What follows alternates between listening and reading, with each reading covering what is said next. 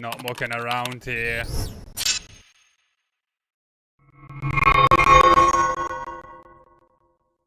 We were poorer than poor.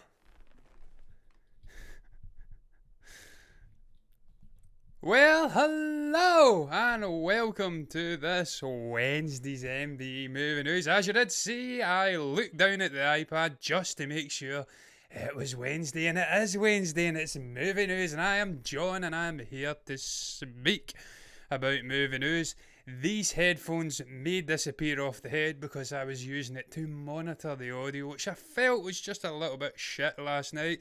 There's a slight delay, so I'm going to get rid of the headphones, guys, and I'm just going to speak without the headphones. The audio sounds alright to me. I'm just going to crack on with it.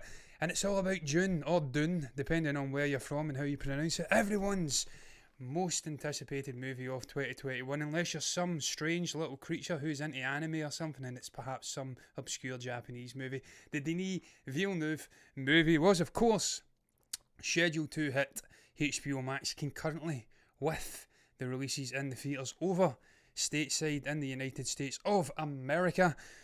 And of course over here we were left in limbo because we do not have HBO Max here. We do not have any access to this movie when it hit streaming services. We did not have access to Wonder Woman 1984 or indeed any of the other Warner Brother releases. I'm going to try and sort this microphone here. It is god awful. It really is. It keeps falling. It's actually the boom arm, it's not the microphone. The microphone I think is pretty decent. But look man, let's get the little graphic up here. Dune to get an early international release, and being from said international territory, that's really all I give a shit about. So let's get into it. As you can see, I have made a complete arse of the capture again. That's par for the course with me on this show. Set to get an international release in theatres 2 weeks earlier than it hitting streaming on HBO Max. This is a slight win for Denis, who of course penned an emotive open letter to the AT&T sort of owners of Warner Brothers. He wasn't happy about this movie going on the streaming service the same day as it hitting theatres. This guy poured a lot of heart, blood, sweat and tears into this movie. He says it's his most proud release. I think he says, I'm paraphrasing slightly, but he says it was one of his best releases to date. So this guy was upset about the surprise announcement. Obviously they didn't fill in the writers, the filmmakers, the actors in on this announcement. So he was surprised. And this is obviously maybe them throwing him a slight bone. And I do understand that was barely English. This is them obviously maybe throwing him a slight bone. I don't know what that sentence was. It came out my mouth though. And it's out there now and I can't change it because it's live. Not so interactive as another channel that I like to watch says all the time, and theirs is very much interactive. This may be them throwing him a bone by giving him a slight head start internationally. And look, let's be honest, it's not the end of the world. The United States isn't the end of the world. There is a big old world outside of the borders of the United States of America. International territories do make up a sizable source of income for movies. We've seen it with China. Fast growing audience, fast growing market. We've seen it in the United Kingdom. We can bolster some profits for these movies. We've seen it with Tenet. We had a big part to play in some of that $350 million that the Nolan movie made. But look, I'm going to read a little bit of this article. I'm not going to linger too long in it though. It seems that Dune will be released in theatres internationally 2 weeks before hitting HBO Max. While this has not yet been confirmed in any official capacity, so I'm doing a show based on it and it's not official yet, there are now rumblings that director Denis Villeneuve's sci-fi epic will be released onto big screens everywhere other than the US on September 15th.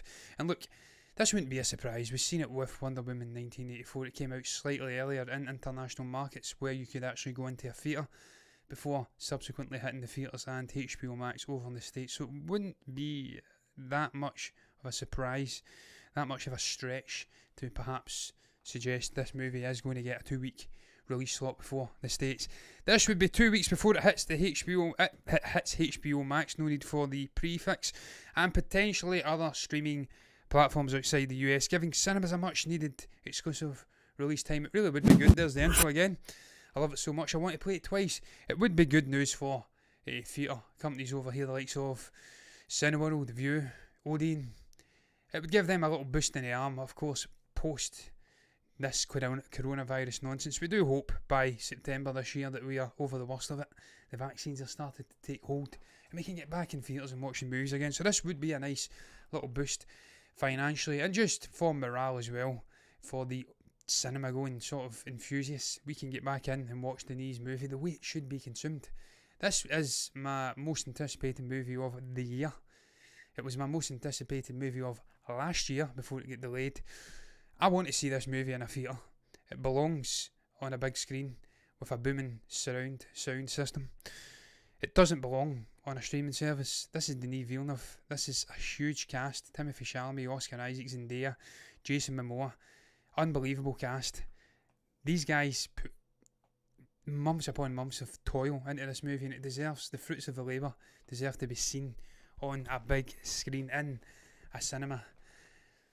Superplex, whatever the hell you want to call it. I don't know. What do they call them? Is it a cinemaplex? Superplex? I don't know. But really, I'm hoping that this is true, because this would be a nice little boost for me. Hopefully, able to go to a theatre come September and watch this movie, man, because I'm supremely excited for it. And again, as you've seen in the thumbnail, I've had a little dig at HBO Max. I've put them in the sandworm's mouth as if they're getting chewed up. This is not going to be the end of HBO Max and this bullshit strategy of releasing concurrently over in the States. But as I says, I don't really give a shit about that, man. All I care about international territories. That's where I'm from, after all. I'm from Scotland, United Kingdom. That comes under international. We don't have HBO Max here. This is good news for me. It's 2 weeks early. And I am all the merrier for it, man. Let's move on, though, to the next topic. It's all about Spider-Man 3. Probably my most discussed movie of the last year. I just keep speaking about this movie, man. I've got utter obsession about it.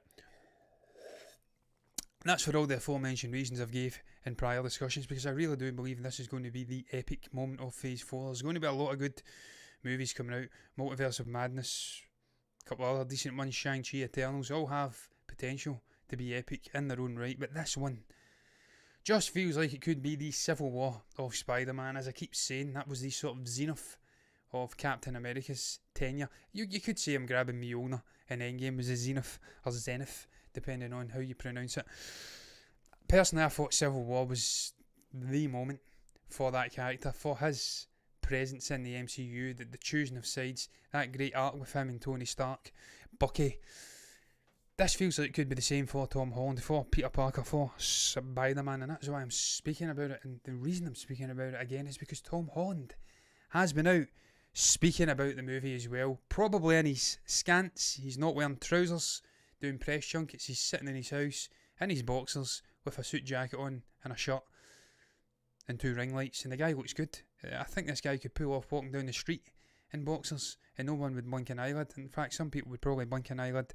In terms of positivity, man, he's quite a ladies' man, I think it's Tom. But look, I digress. The man's had this to say. He's been talking shite, and I'll get into why he's talking shite, because there's no way this is true. But he's been speaking about the inclusion of Tobey Maguire and Andrew Garfield in this movie, and he says, no, they will not be appearing in this film unless they have hidden the most massive piece of information from me, which I think is too big of a secret for them to keep from me. Don't know about that, but we'll find out, Tom. But as of yet, no, it will be a continuation of the Spider-Man movies that we've been making. I honestly have no idea what this film is about, and I am 8 weeks into shooting. So you've kind of contradicted yourself there, Tom. You're saying that no, they're not in the movie, and then you subsequently go on to say, I've not got a clue what this movie's about, and I'm 8 weeks into shooting, 2 months in, 2 months in deep, ain't got a clue. I think he's talking absolute shit. I don't know if he knows whether they're in the movie or not, and he's just being coy and keeping it secret for secret's sake, or whether he is genuinely not being fed the information from the director, from the studio, because he is a bit of a motor mouth. This guy has let spoilers slip before. He can't be trusted, so much so they were pairing him with sort of guardians in the press junkets leading up to Infinity War and Endgame, so they could keep him in track. I think it was actually Anthony Mackie who was paired with him in a lot of the junkets to keep his mouth shut, in a sense, because this guy can spoil, just like Mark Ruffalo can spoil. So I think they're not telling him the full truth, and I think he is talking shite, as I keep saying. I think we will absolutely have Tobey Maguire and Andrew Garfield in this movie. The fact we're getting the likes of Doc Ock coming back, it would be a real missed opportunity not to go down the multiverse madness route. What we've had established in WandaVision, what we're going to have playing out in Loki, what we are going to have in Doctor Strange in the Multiverse of Madness. We know multiverse as a concept is going to be prevalent at the heart of Spider-Man 3. Why would you then not bring in two previous hugely popular different iterations of the character, Tobey Maguire, Andrew Garfield? I hope he's talking crap. I think he is talking crap. I think we will see these characters coming in. I'm still holding out hope that we have Miles Morales coming into this movie as well in a live action setting, because I so much loved that character in Spider-Man Into the Spider-Verse. I know we're getting a second one and he's in that. It may be Sony want to create that distinction. Peter Parker live action, Miles Morales zany animated setting. I hope it's not though. I hope he can make the crossover. I am so excited for this movie, regardless of what happens. If Tom is indeed telling the truth and we don't have Tobey Maguire and we do not have Andrew Garfield in this movie, then just plain old Tom will do for me. Because for me, it's a contradiction. Spider-Man 2, best Spider-Man movie ever made, and that was Tobey Maguire. But Tom Holland, for me, is the best Peter Parker that I've ever seen. Tobey Maguire, best Spider-Man. Tom Holland, best Peter Parker. So I'm quite happy to just have plain old Tom flying around in this movie. But my preference would be to have the other two back as well. But look, I'm going to move on to the next topic. I'm not lingering way too long on topics tonight. It is late as hell. It's coming up for 12 AM here. I started late and I'm going to try and end on a slight bang without going off a cliff in terms of energy levels. Crossbones won't be making an MCU comeback. Frank Grillo has been out speaking. He's been out speaking about a great many things. This guy has been involved in 12 different film or just projects in general over the course of the last calendar year. This guy's almost pushing Nick Cage for busyness. This guy is so busy, man, that I think they're struggling to keep up in terms of promoting these things, because I don't know half of the projects he's involved in. But look, I digress. One of the things he's not going to be involved in is any Marvel related projects, because he says this: they're done with me because of the way the stories wound up being told and just how big the stories became. The Crossbones of it wasn't really part of the future of the Avengers. He went on to say something else. That was a different article that I have not currently got on the monitor in front of me, so therefore I can't embellish upon the other quote that the great man shared with us. I really love Frank Grillo. I think he's a great all-action sort of actor. He has roots, I think, in cinematography or choreography. May not be cinematography. He's just a really cool guy off the screen, dead chilled and zen-like. He's got an amazing physique. He's got a great way of living life as well. I think he's vegan or something or some shit like that. I don't know. But he's a cool guy. I love the character of Crossbones. I can't say it. I love it that much. I can't even pronounce it. Crossbones. I love the character of Crossbones. And I tell you what, I think he had unfinished business in the Marvel Cinematic Universe. They kind of dropped the ball with that character. Of course, we had the other version, Brock Rumlow. I think that was the actual character's name. It wasn't Crossbones. He became Crossbones in Civil War, I think, at the start. Or was it Civil War? Am I losing the plot even now? It was Civil War, because Winter Soldier, he fought with Sam at the end as the building was crumbling around him, and he became disfigured. I think there was unfinished business with that character, and the Brock Rumlow character was an eternal pain in the arse for Steve Rogers and the gang. Of course, that famous elevator sequence, he was a pain in the arse for Sam, as I did say. He was fighting him in a building that was crumbling around him. Crossbones, though, it seemed like we only had him for 5 minutes in that epic introduction to Civil War. Then he was blown up in mid-air by Wanda Maximoff and that crazy sort of weird grenade thing that was going on up in the air. And of course, she get destroyed for that with the government and stuff like that. So I feel like what I'm saying is we had some potential to take this character forward in the future in the MCU, if not in his own sort of TV projects, or maybe in some other sort of interconnected thing where he could pop up in a cameo role. Then, by all means, in another sort of movie-related project as a minor villain. We've seen it in Ant-Man. We have had not one, not two, but 3 different villains to different degrees in Ant-Man and the Wasp. We had the Walton Goggins, is that the guy's name? I always blank on that guy's name. He played the sort of arsehole, briefcase stealing businessman in Ant-Man and the Wasp. We had Ghost, and we had Jimmy Woo as the sort of eternal thorn in the side of Scott Lang in that movie, the sort of house arrest officer for lack of a better term. So we could have had Crossbones in a similar vein to that in one of these Marvel projects. It didn't have to be in an Avengers movie. It could have been in some other standalone movie with an Ant-Man or something like that, and we could have had that cool look, because he was a very cool guy. But he got done in, and they didn't really think of any way to bring the character back. They've moved beyond the character now, and to be frank, Frank Grillo has moved beyond the character now, because he's off doing his own things. He's a busy man, and all of the world is a happier place for it. So I'm going to move on. I don't know what that means, guys. To the next topic, and it's all about Zack Snyder's Justice League. We were speaking about this last night. We were speaking about Jared Leto's pish-stained Joker look, how he has got a makeover, and it's not for the better. This guy was in immaculate Gucci-like suits. He had gold teeth or silver teeth, whatever the hell they were, platinum teeth. He had his amazing dyed green hair. He had these tattoos. He was a bit of a dazzler, a cool guy. He was hanging around in nightclubs. He had women dripping off him. He had Harley Quinn. Now he's sitting in a sort of insane asylum, and grandfather, I think Stephen called him Grandpa Sam from Charlie and the Chocolate Factory, sort of get up, pish-stained, strange looking get up. We were slagging it off a bit. We spoke about why it would be a good idea for him to be in it, why it wouldn't be a good idea. I suggested it could be the nightmare sequence that he pops up in, because it's the only logical solution for this character in this Justice League and Snyder cut, if you like.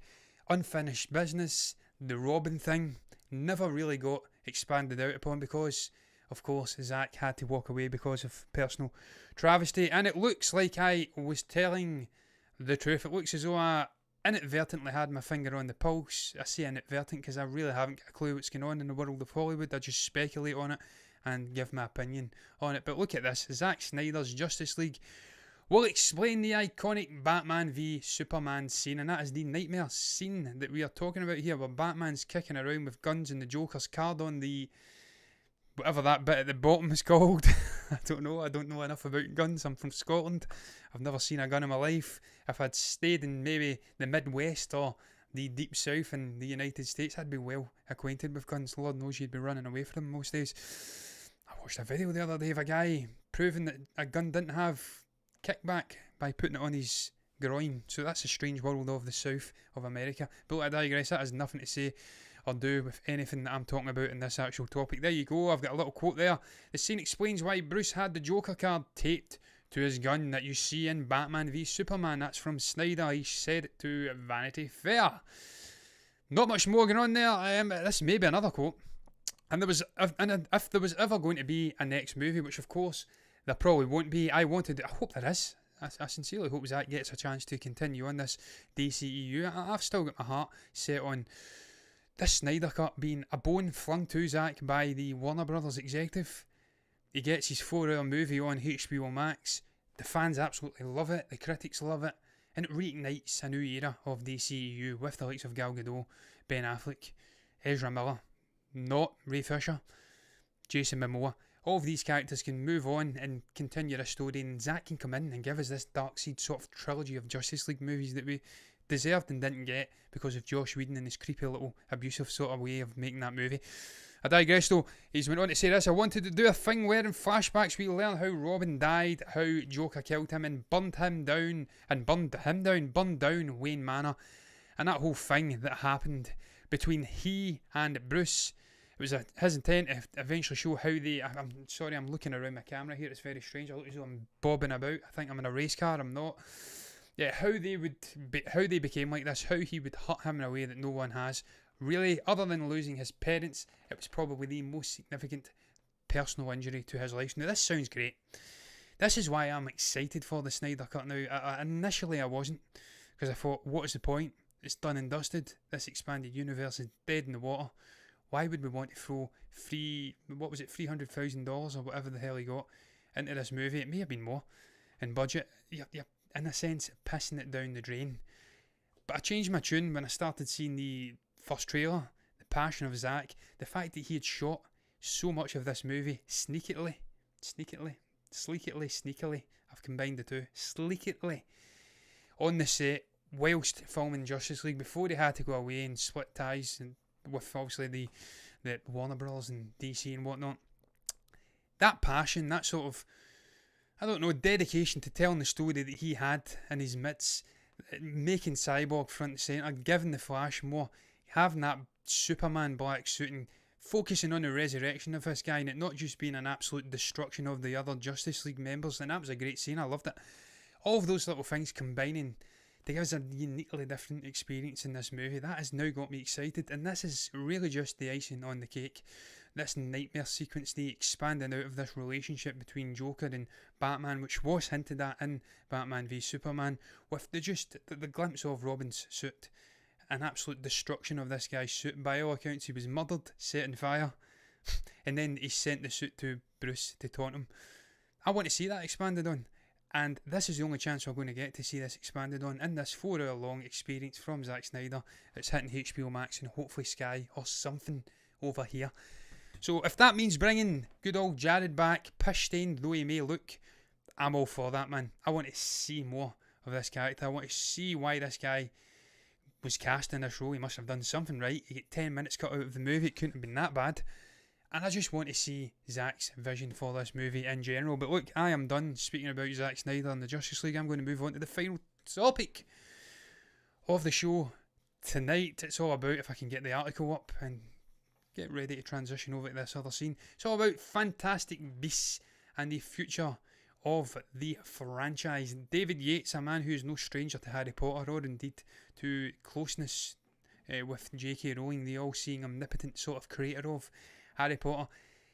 Questioned, I don't know why I'm clutching this prop. I've got an absolute obsession with this. I'm going to put it down. I do apologise. It's like I'm like sort of borderline Tourette's sufferer, ADHD sufferer. I just have to have my hands on things. Could he be directing the final 2 movies in this franchise? He's certainly directing the 3rd one. It's in production just now, I think. Could he be doing it? Well, one of these stars has come out and spoke about it. It's Kathleen Waterston. Waterston, there you go. Put on a Stuart Armstrong posh Scottish accent. Kathleen Waterston recently spoke saying this: I think he's meant to direct them all. I think it's very interesting. He's worked very closely with J.K. Rowling for a long time and very few people have access to her because she's quite insulated. She'd need it with some of the comments she's saying on Twitter. And so I can't really imagine how it would work any other way, frankly. And I agree, this guy has directed all of the Harry Potter movies from Order of the Phoenix Beyond. So that's Order of the Phoenix, Half-Blood Prince, Deathly Hallows 1 and 2. He's done Fantastic Beasts and Where to Find Them, Fantastic Beasts, The Crimes of Grindelwald. He's doing the 3rd one. That is 7 movies. We are deep in with David Yates in this Harry Potter franchise. I can't imagine why he wouldn't want to finish the franchise. It's got his fingertips all over it. There's that sort of symbiotic connection between him and J.K. Rowling. She does the book stuff, the plays, he does the movies, and it just works well. This guy is proven, apart from Crimes of Grindelwald, that he can get box office success. He can draw eyeballs onto these movies. Order of the Phoenix was an amazing movie. I loved it. The death of Sirius Black and all of that shit going on in there. Imelda Staunton was in there too. It was a great movie. I loved it. The rise of this new order and Harry falling in the footsteps of his father and Lupin and all of that before him. Half-Blood Prince, arguably my favourite Harry Potter movie of all time. I absolutely love it. I love the vibe, the darkness, the sort of romance that seeps into it. Draco Malfoy, the journey that guy goes on, obviously Tom Felton.